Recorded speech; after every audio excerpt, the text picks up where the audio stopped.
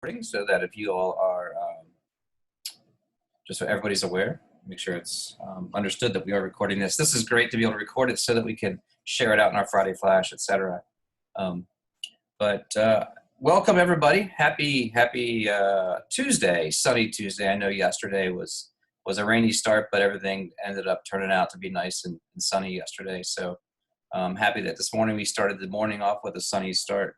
I'm excited that you all are here today because we're able to share just little bits of information. Even though these are about 20 to 30 minutes, I think it works out well. I don't take up much of your time. I get to share a little bit of information, then we all go on about our day. So today we've got a few topics to cover, and we'll go ahead and get started with that. All right, let's see. So one of the first topics I wanted to talk about were the high school acceptances. So as it states here, in the fall, we hosted, well, I should say every year we host a high school fair here at the school. It's a great event where it's basically for most private high schools show up locally, and some from the Bay Area and some from Stanton and other areas. They show up to sort of recruit students to be able to move on to high school there. We also have specialty centers who attend, but with COVID this past year, we weren't able to be in person for it. So we changed direction and went ahead and did a virtual one, which I thought was fantastic. You know, when people show up to the one in person, they go directly to that table where they have interest. They'll go straight to Trinity, or they'll go to Benedictine, or wherever they have this interest. But in the virtual event, we had to actually sit through everybody from A to Z and hear about the different schools. So that was great exposure for those schools, and I think it allowed the participants who were viewing the opportunity to see schools they've never heard of. That's open to anybody in the Richmond area to come and participate in. But from our school, I have some numbers here that I wanted to share with you. I know when I give tours to families who visit the school, and one of the questions is, well, where did they go when they leave St. Mary's? And typically, you know, in normal years, we've got a large number of students who go to varying schools. But this year, what I'll say is we've got 21 students I know who were accepted to local Catholic high schools, so St. Gertrude and Benedictine, 11 for Benedictine, and then 10 for St. Gertrude. We have one accepted to Santa Margarita in California. So she'll be attending school at a Catholic school in California next year. And then we have other numbers that range from Trinity had 5 acceptances, Stewart had 3. We had Deep Run Specialty Center, the Center for Info Technology, and then Glen Allen, the Center for Human Development, 2 at each of those schools. And so that's pretty normal, where we have a broad acceptance between Catholic schools, private schools, and specialty centers. And then, of course, other students who opt to go to their locally zoned school. And that was the case with my son from St. Bridget, went to Freeman. So we do have a wide range. So I'm excited, particularly since we have to navigate this whole process and through a virtual environment. So I'm happy that we're finally being able to make those decisions and move forward. As we're moving through this presentation, which it's not very long today, feel free to throw questions into the chat box as you wish. All right, let's go on to our next topic. Let me add one last thing. So Benedictine they give out scholarships. They have 3, I believe it's half tuition for students. They offer it to anybody who applies to the school. And we, St. Mary's, had 3 of our 8th graders receive that scholarship. And that never happens. Not just here, but anywhere. Like, no one school has ever had 3 students get those scholarships. So kudos to our teachers and our students and our parents who have, you know, raised great children and are set for high school. We have 3 of those students who received that scholarship, and so that's exciting, exciting for our school. All right, I've got a few reminders. There's a lot of bulleted points here, and I have a calendar here, a printed list of things that are I'm going to try and go over here. You do not need to write all of this down because it will be coming to the families in an email. But as you know, when we hit April, May, and June, things get really busy. We have so much going on, and particularly this year, as we're going to change the way things have been done in the past. But there are a couple of things that I think are really important to pay attention to. One is we're going to have the Grandparents' Day. So that's typically the same day. The Grandparents' Day is always the same day as what we call the Spring Sing and the Art Show. And so we're not able to obviously, bring in everybody's grandparent to mingle with parents, grandparents, students, etc. So that isn't going to happen this year, which is sad. But what we are going to do is we're going to create a virtual shout out, basically a virtual shout out to grandparents that we're going to put together, and we'll have it ready for that day, which is around the 28th or so of May. I'm sorry, April 30th. April 30th is the day that we're going to have that. Sorry.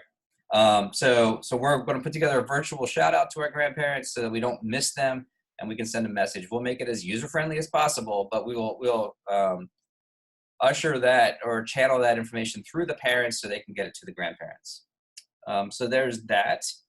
The other thing that's super important is notice field day has a parenthetical S there, which is a plural. So we're going to have some field days. This year we're mixing it up a little bit.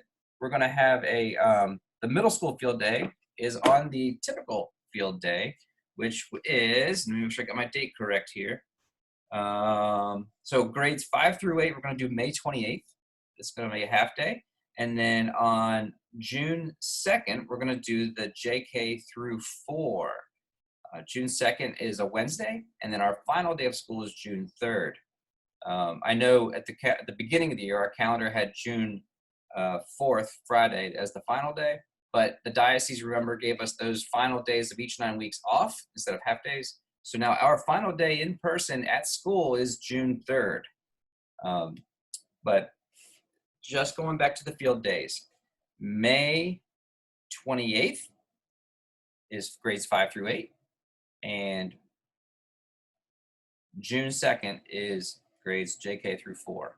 So stay tuned. I'll be sharing more of that information for everybody. And as you can see here on our bulleted list, there are a lot of things to pay attention to. And so the art show will be virtual. We did it that way last year. It's going to be very similar to the way we did it last year. Teacher Appreciation Week is an amazing week for us to celebrate teachers and primarily everybody in the building, to be able to celebrate the work that we've done all year. We also have the May crowning. That'll take place on, let me get my date right, May 5th. That's a mass day for the grades 5 through 8. So we'll do that on May 5th. The 8th, May 8th, we're going to do the PTO is going to do a virtual auction. I got more information on that coming up. And then what's also super important to note is that the middle school exam schedule, that is already posted on the website. So you can go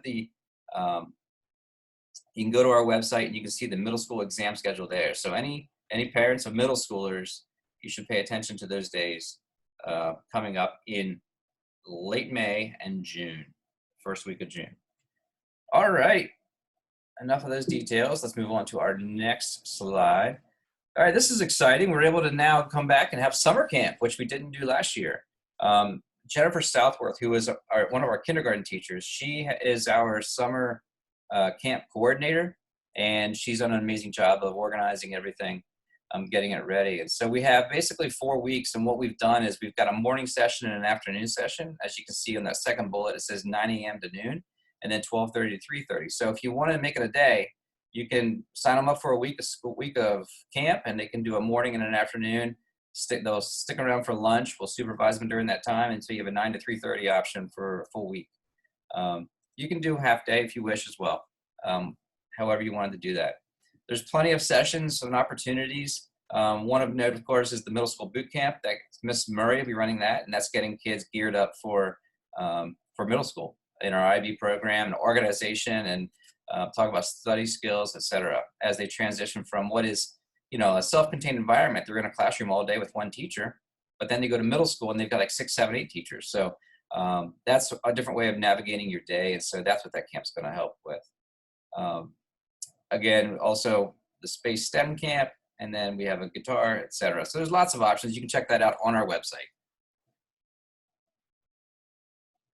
All right, here's another topic coming up that's of note. This is one of those end of year things. We got several things that happen as we come up on the end of the year. And this one in particular is important because they play an important role. Oh, forgive me, go back. It's not going back for me. There we go, sorry. Coming up on the end of year, and this organization, the PTO, they create events, social gatherings. They do things for our teachers, our different subgroups. The staff, faculty, teachers. They raise money and they provide opportunities for professional development for teachers. They play a very important role with things that go on here at the school. And there's some opportunities for families to get involved. One really important thing to note is that we have some executive board roles here. So we have a vice president, secretary, and treasurer opportunities coming up. And their last evening was a PTO meeting. And in that meeting, we discussed really sort of how that's going to take place. And we're looking at sort of an outdoor sort of election process. So basically, you show up, you sit outside, you listen to people talk about their who they are and what they want to do, and then we'll vote on it. So that's coming up. So be on the lookout for that. And the Friday Flash is a great source of information. It comes like clockwork on Friday. So go ahead and check the Friday Flash, and there's where you can find a lot of those details. Also, looking ahead to next year, we're looking at really creating some good committees to run these events. So while we have our board, we also have subcommittees. So while your participation in the PTO may not be an executive board position, you can also help support by filling bags at a to-go brunch, or by helping to cook in different areas, or setting up tables and tents before the event or tearing down. There's so many ways in which you can help, and we thrive on parent participation, and that's what's one of the great things about St. Mary's is the way the community comes together and works. And here are just a few examples. Starting in the fall, we have the new family cocktails. We have the kickoff cookout, Advent brunch around Christmas time. We have the gala in the spring, and then Teacher Appreciation Week. Also this year we did Brunswick stew. So there's the fish fry took place. There's so many ways you can get involved, and so just pay attention to the Friday Flash information on our website. You can contact anybody at the PTO to help get involved in those areas. And that wraps up my portion of this. So if there are any questions, you can put them in the chat box if you wish, or you may go ahead and speak up.